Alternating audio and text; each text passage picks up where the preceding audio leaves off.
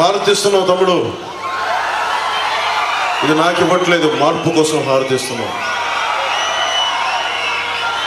ఒకటే మాట, ఎక్కడికి వెళ్ళినా రాష్ట్రంలో ఏ మూలకెళ్ళినా యువతి యువకులు బయటకు వచ్చి మాకు మార్పు కావాలి, అలసిపోయాం, విసిగిపోయాం, మాకు మార్పు కావాలి అంటే ఆ మార్పుని నేను ఇప్పుడు గమనించలా, ఇప్పుడు గ్రహించలా. వైసీపీ వచ్చిన రోజునే గ్రహించాను. అందరం ప్రజలు తప్పు చేశారు ఆ రోజున. ఆ రోజు నుంచి ఈ రోజు వరకు నేను మీకోసం పోరాటం చేస్తూనే ఉన్నాను. ఇదే 2009లో మన మీద ఉన్నది పార్టీని నడపలేకపోయాం, పార్టీని నడపడం మీకు చేత కాదని అన్నారు. ఆ మాట తప్పని ప్రూవ్ చేయడానికి దశాబ్దం నుంచి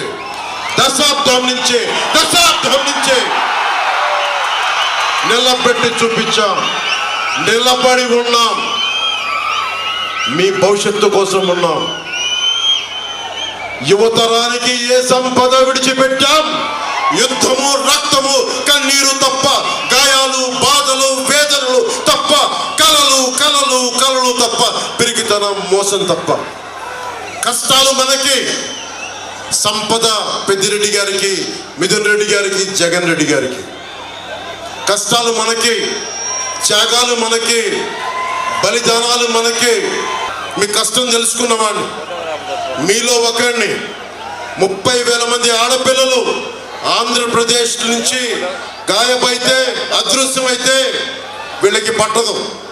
పెద్దిరెడ్డి గారికి పట్టదు, మిథున్ రెడ్డి గారికి పట్టదు, జగన్ గారికి పట్టదు. వాళ్ళు వచ్చి కేవలం దోపిడీ చేయడం తప్ప ఇంతమంది ఆడపిల్లలు అదృశ్యం అయిపోయారే, వీళ్ళ గురించి మాట్లాడాలన్న ధ్యాస లేదు వీళ్ళకి. ఢిల్లీలో ఒకరోజు మిథున్ రెడ్డి గారు కనిపించారు. పార్లమెంటరీ అఫైర్స్ మినిస్టర్ మ్యారేజ్కి వెళ్తే ఆయన చాలా గర్వంగా చెప్తున్నారు, చిత్తూరు జిల్లాలో ఎవరు వచ్చినా సరే మేము ఒప్పుకోం, మేము ఒకళ్ళ జోలికన్నా మా నియోజకవర్గాలకు వస్తే మేము వాళ్ళని మామూలుగా వదలమని చెప్తా ఉన్నాను. నాతోటి మిథున్ రెడ్డికి ఒకటే చెప్తా ఉన్నా, మిథున్ రెడ్డి నీకు పిఠాపురంలో పనేంటి అంటే, రాష్ట్రం మీకు గుత్తాధిపత్యం అనుకుంటున్నారా? మీరు రాష్ట్రం ఒక్కరిది అనుకుంటున్నారా? రాష్ట్రం మీ 5 మందిది అనుకుంటున్నారా? ఇన్ని కోట్ల మంది ప్రజలను మర్చిపోయారా? ఇన్ని విభిన్నమైన కులాలను మర్చిపోయారా? అక్కడ రోజు నమాజ్ చేసే ముస్లిం సమాజాన్ని మర్చిపోయారా? దారి పొడవునా క్రైస్తవ చర్చిలు ఉన్నాయి, వాళ్ళని మర్చిపోయారా? దేవాలయాలు ఉన్నాయి, వాళ్ళని మర్చిపోయారా? ఏం దౌర్జన్యం చేస్తారు? రాజకీయాలు ఇక్కడ అందరికీ ఒకటే చెప్తా ఉన్నా, నాకేం సరదా కాదు రాజకీయాలు. అడ్డగోలుగా ప్రతి అడ్డమైన ఎదవ చేత తిట్టించుకోవడానికి నాకు పౌరుషం లేదనుకుంటున్నారా మీరు? ప్రతి పనికి మాలిన ఎదవ తిడతాడు. దేనికోసం తిట్టించుకుంటున్నా? మీ భవిష్యత్తు కోసం, ఆడబిడ్డల సంరక్షణ కోసం, ఆడబిడ్డల భద్రత కోసం, పెద్దలకి ఒక భద్రత ఇవ్వడం కోసం. ఓటు ఎందుకు చీలకూడదన్నాను? రాయలసీమ ఒకరి గుత్తాధిపత్యమా? రాయలసీమ ఒకరి గుత్తాధిపత్యమా? జగన్ గుత్తాధిపత్యమా? రాయలసీమ ఏం మాట్లాడతాను? వెళ్ళి కర్నూలుకి వెళ్ళో, కొన్నిదల గ్రామం ఉంటుంది, వెళ్ళి చూడు. అక్కడ ఏదో రాయలసీమ నీ గుత్తాధిపత్యం ఉన్నట్టుగా మాట్లాడతావు. దమ్ము లేవా మాకు? ధైర్యం లేదా మాకు? ఏం మాట్లాడతావు? 40 మందిని మర్డర్లు చేసి బెదిరిస్తారా మీరు పెద్దిరెడ్డి గారు? అరే ఎర్ర చందనం వీళ్ళకి ఇంధనం అయిపోయింది. వీరికి అడ్డు వచ్చిన నరికేస్తారు, కాళ్ళు చేతులు తీసేస్తారు, హాస్పిటల్లో ఇంజక్షన్ చంపేస్తారు. గంగిరెడ్డి లాంటి ఒక మాఫియా డాన్, ఎర్రచందనం డాన్, అలిపిరి కట్నం నిందితుడు 15లో మార్క్సిస్టులు అరెస్ట్ చేస్తే మళ్ళీ ఈరోజు అతను మిథున్ రెడ్డితో తిరుగుతూ ఉంటాడు. వైసీపీ గూండాలందరికీ గుర్తుపెట్టుకోండి, పవన్ కళ్యాణ్ చెప్తున్నాడు, రైల్వే కోడూరు నడి బొడ్డులో నిలబడి చెప్తున్నా, రైల్వే కోడూరు నడి బొడ్డులో నిలబడి చెప్తున్నా, ఒక్కొక్క వైసీపీ గూండాలకి ప్రాణత్యాగం అలా వదిలేయగలను, గుర్తుపెట్టుకో. కానీ సగటు మనిషిని బాధిస్తున్నారు మీరు, సగటు మానవ హక్కుల్ని కాలరాస్తున్నారు మీరు. మీ అంతు చూస్తాం, వీధుల్లోకి లాక్కొస్తాం. మర్చిపోకండి. ఇంతమంది యువతున్నారు, మీరు కళ్ళల కనిచాలతో చేసిన యువత. మీరే కనుక నిజంగా గుండెల లోతుల్లోంచి ధైర్యం తెచ్చుకొని రోడ్ల మీదకి వస్తే ఒక పెద్దిరెడ్డి, మిథున్ రెడ్డి, జగన్ రోడ్ల మీదకి రాగలరా? మీకు పిరికితనం వచ్చేసింది మీలో, ధైర్యం తెచ్చిపోయింది మీలో. నేను వచ్చినప్పుడు రోడ్ల మీదకి రావడం కాదు, తప్పు జరిగినప్పుడు రోడ్ల మీదకి వచ్చి బయటికి రావాలి, నిలబడాలి.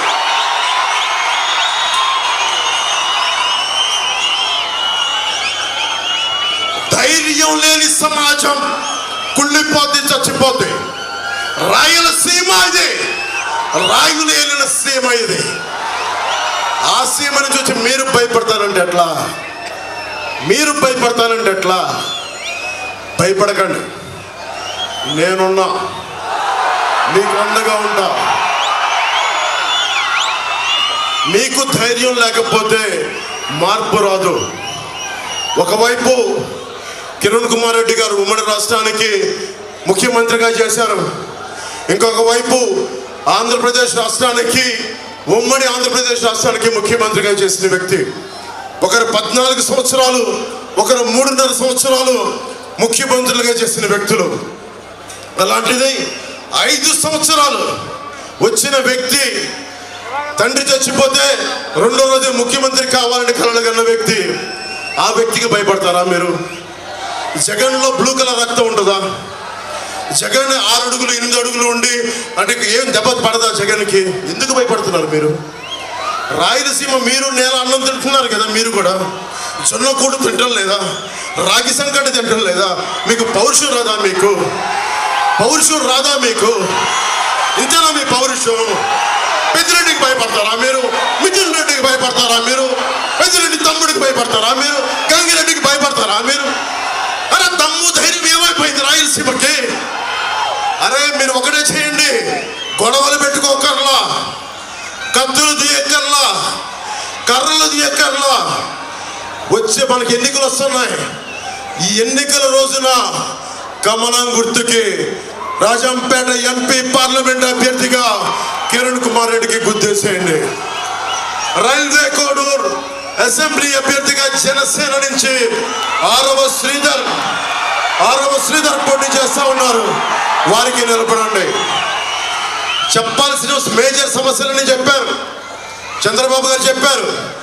నేను మీకు ఒకటే మాటిస్తున్నా, విద్యార్థులకి ఫీజు రీఎంబర్స్మెంట్ జరుగుతుంది, రాగానే ఫీజు రీఎంబర్స్మెంట్ జరుగుతుంది.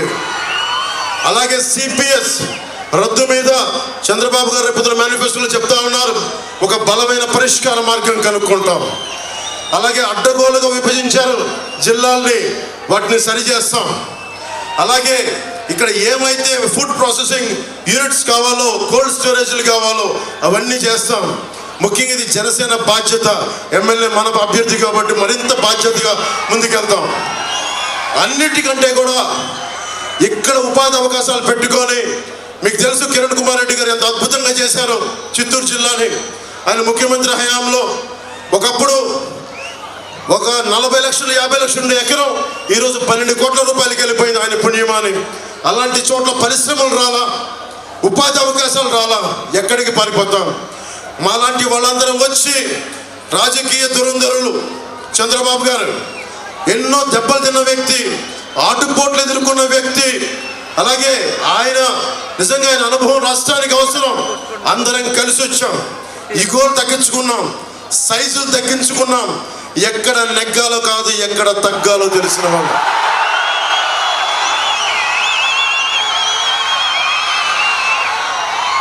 జగన్ ఒకటే మాట్లాడతాడు, అద్భుతం చేశామని. 70,000 మంది పోలీసులు ఈ రోజుకి డిఏలు సరెండర్ లీవ్స్ డబ్బులు ఇవ్వలేదు. నా పోలీస్ కుటుంబానికి కూడా చెప్తున్నాం, కూటమి తరపు నుంచి మీకు మాటిస్తున్నాం, మీకు ప్రతిరోజు వారాంతపు సెలవులు రావాలి, అవసరమైతే పోలీస్ ఉద్యోగాలు పెంచాలి. ముఖ్యంగా మీకు 1వ తారీఖుల్లో జీతం రావాలి.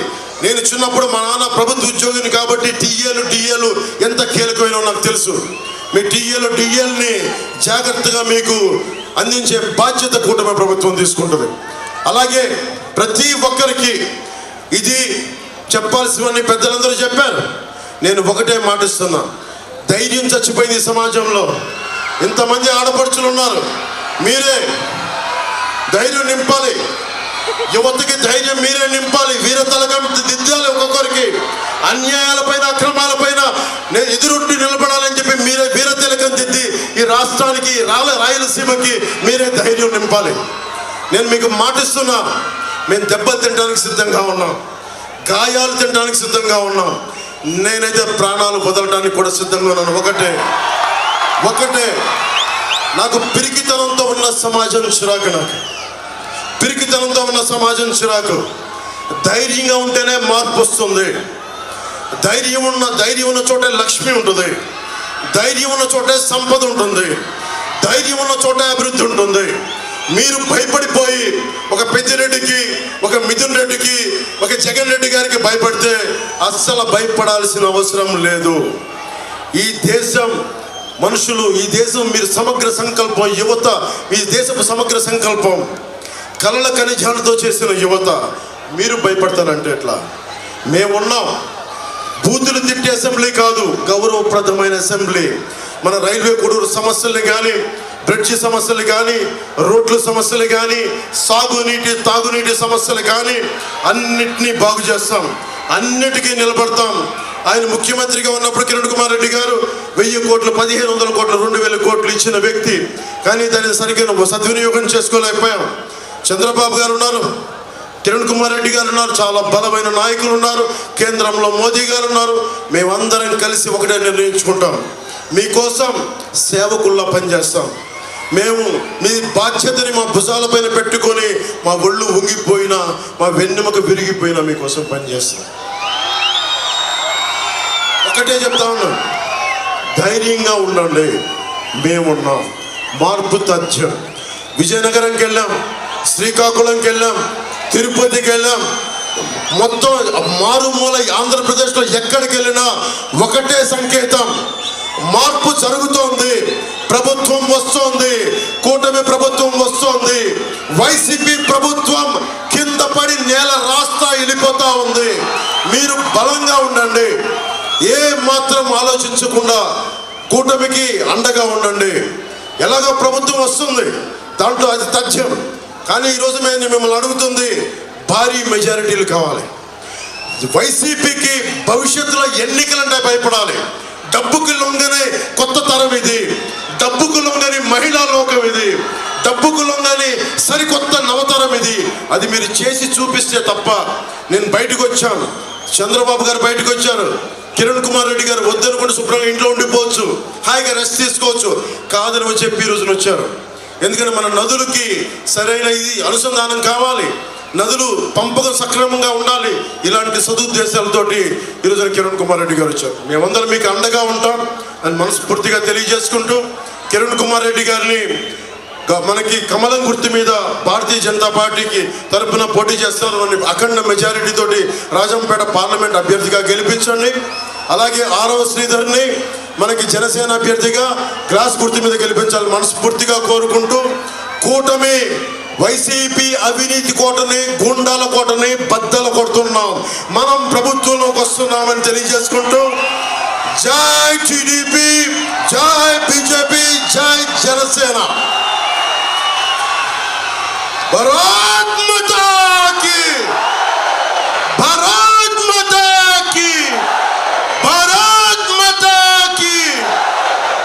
Hello MP, hello MP, hello MP. జై హింద్.